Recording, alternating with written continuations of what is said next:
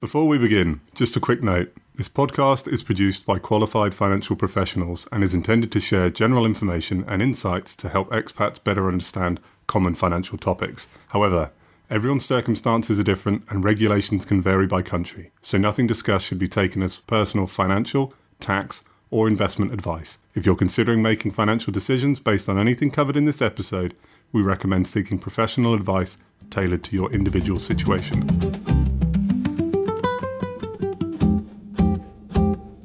Hello and welcome back to Expert Money Matters.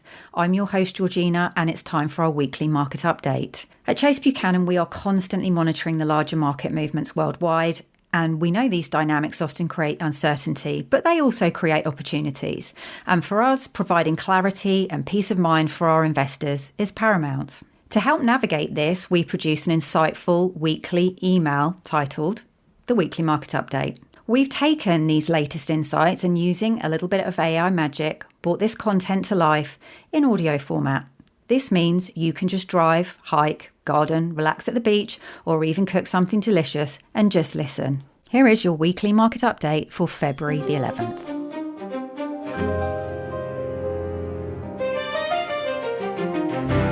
Good morning, or good afternoon, depending on where you are. Much to our disappointment, we were only notified that last Monday was Groundhog Day after we had already sent our weekly note. But not to worry, because we can relive it again today by reporting on yet another week where there was an increasing amount of unruly action in individual stocks and certain sectors, whilst at the headline level, things looked a little less fraught. The main source of volatility this week has been the global software sector. This also encompasses any company that supplies data to its customers, whether that data is raw or structured, proprietary or publicly available. If a year ago one could have said that many of these companies were rising on a tide of AI-related optimism that floated all boats, they are now being overwhelmed by a tidal wave, and many are just looking to survive. Likewise, investors in aggregate are being just as indiscriminate in their pessimism as they were previously in their optimism. The latest scare resulted from Anthropic's release of a plug-in to their chatbot called Claude, which added new tools for legal analysis. According to a report by Sky News, the firm itself actually played down the impact of its knowledge work tools, directing people instead to statements made by legal software makers who build specialist tools using Claude code, although perhaps they would say that, wouldn't they? However, whilst many of the impacted companies continue to report reasonably well this earnings season, there is less of a question around near-term earnings. Rather, the focus has shifted to whether management can restore confidence in their respective business models.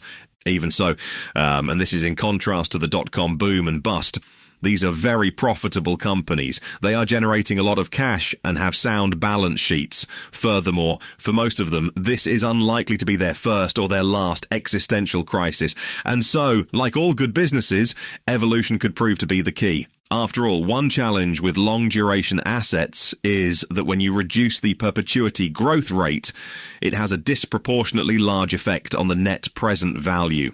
Or, as one veteran investor put it, when a company is priced for certainty and that turns into uncertainty, it becomes a very bad investment. We suspect a number of last week's casualties will continue to prosper in the future, although a higher degree of patience is now likely to be required. Returning to the here and now, results season continues to rumble on, and it is going perfectly well in terms of the numbers delivered so far. With nearly 300 of the S&P 500 companies now having reported, almost 80% have beaten on the bottom line. Revenue growth will be just over 8% and earnings growth around 13.5%, although for the bears among us, that beat percentage is a shade lower than in more recent quarters. Last week, confidence in the US economy was bolstered by a surprisingly positive ISM Manufacturing PMI survey, which jumped into expansion territory for the first time in a year and gave its highest reading since October 2022. This also continues to support the rotation towards more cyclical assets and a much welcomed broadening of market returns. The other big news today is the resounding victory for Prime Minister Sanae Takaichi in Japan's snap general election, where the LDP has gained a supermajority in parliament. This opens the door for more fiscal stimulus in Japan and pro-growth policies. It is generally seen as positive for Japan's equities, particularly for sectors which would benefit from a focus on self-reliance, that is, defence, technology and semiconductors. However, it can also be seen as a negative for the long end of the yield curve, owing to more issuance and potentially higher inflation. In markets this morning, equities in Asia closed higher, with the Japanese Nikkei 225 leading the charge, up nearly 4%.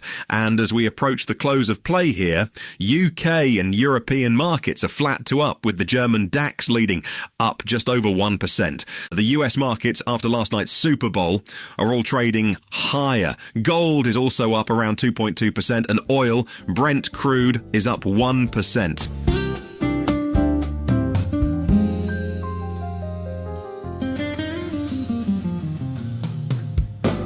And that wraps up this week's Market Snapshot. If you'd prefer to get the information before it's published here, you can sign up for the update directly on our website. Just visit chasebuchanan.com and subscribe and get the update delivered straight to your inbox, giving you a head start on the week. Thanks for listening to Expert Money Matters.